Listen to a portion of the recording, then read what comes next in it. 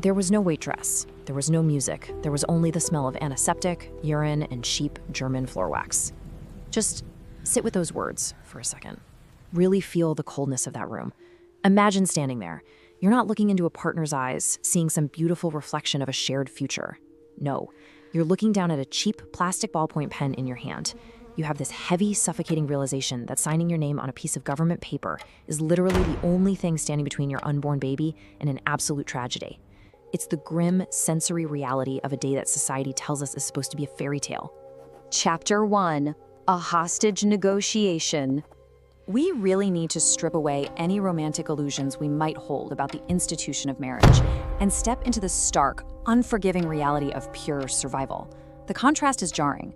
You have the societal expectation, the joyous celebration, the vows, the white dress, and then you have the reality, a hostage negotiation, a cold, bureaucratic transaction. Picture this: 21 weeks pregnant, severely malnourished, completely uninsured in a foreign country. This wasn't a wedding. The clerk didn't even smile or congratulate them. She just shoved the document across the counter like it was a parking ticket. To save her son, a mother had to sign away the absolute last piece of her freedom. It was a ransom, and it was paid in ink. Chapter 2: Building the Perfect Trap. Because a trap like this, it doesn't just spring out of nowhere. It's carefully, methodically constructed over time. Let's trace it backward to see exactly how the bars of this cage were welded together. It started in May 2013, moving to Germany. His mother promised that a change of scenery would fix him. Cure the rage, the drinking, the erratic behavior.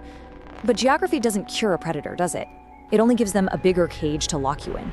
Isolated in a house that suffocated under the stench of stale beer and cheap tobacco, her body just collapsed. When she begged for medical help, she was completely denied.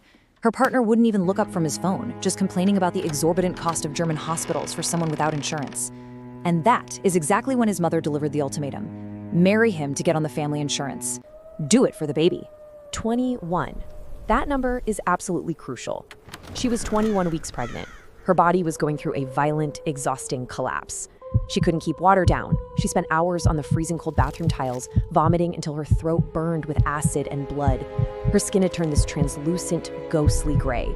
She could actually feel her baby inside her fighting for nutrients that she physically could not provide.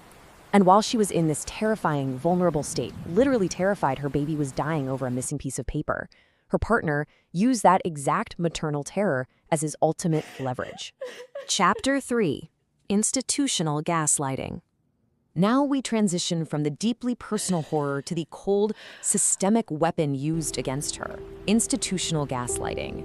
This is a highly calculated trap where abusers weaponize legal systems, vulnerabilities, and a lack of resources, forcing victims to legally bind themselves to their tormentor just to access basic human rights. It's a brilliant, terrible illustration of how abuse operates far beyond physical violence. Abusers don't always need ropes to tie you down.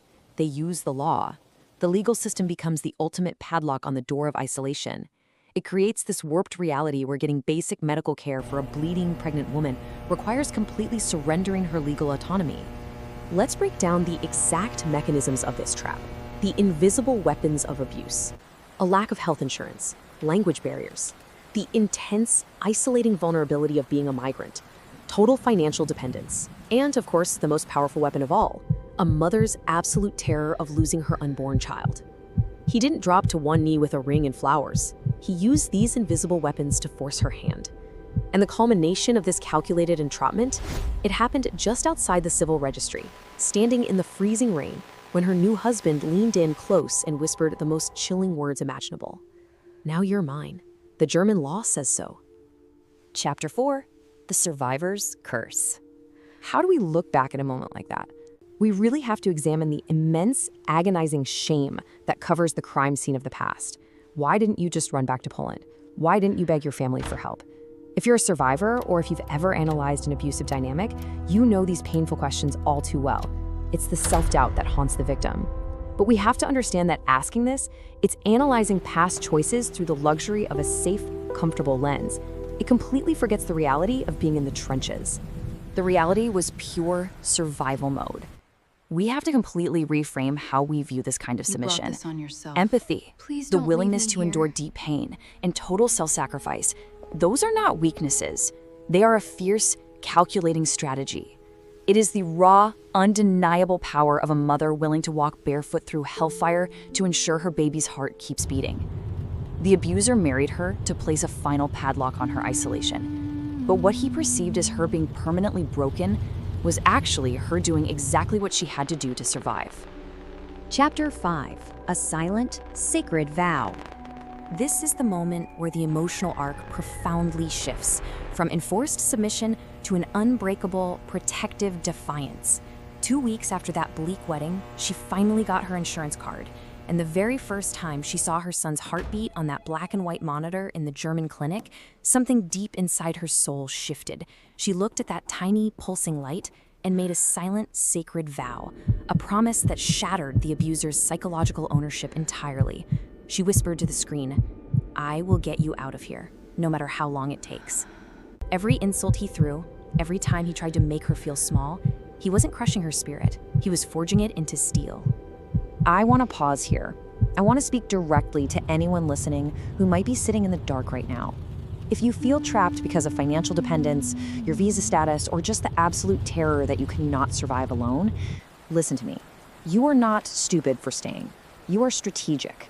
You are doing exactly what you have to do to survive, waiting with quiet, calculating patience until your window of escape opens. Your submission is not a defeat. It's a waiting game. But the universe was about to test that silent promise in the most brutal way imaginable, because November was coming. The birth of her son wasn't going to be the peaceful new beginning she had prayed for. As this explainer reveals, it was going to be a descent into a medical nightmare, one that would introduce her to the true, unhinged depths of the man she had just legally tied herself to. So, what happens when the padlock clicks shut and the monster stops pretending? We'll leave that question hanging in the cold air for now. Thank you for walking through this dark corridor with me today. Keep asking questions, keep analyzing, and never stop looking for the truth behind the closed doors.